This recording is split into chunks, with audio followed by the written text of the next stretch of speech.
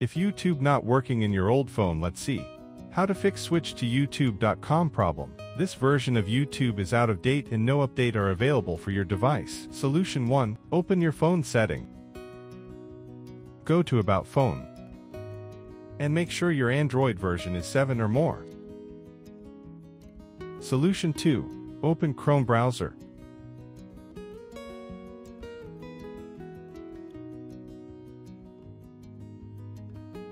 Type youtube.com.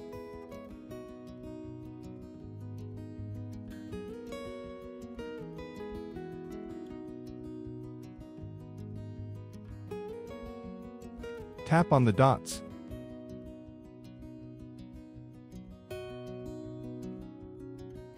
Click Add to Home Screen.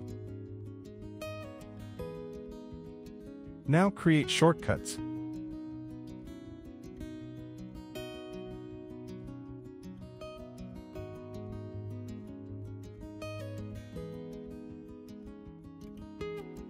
Now from your home screen you can use YouTube easily.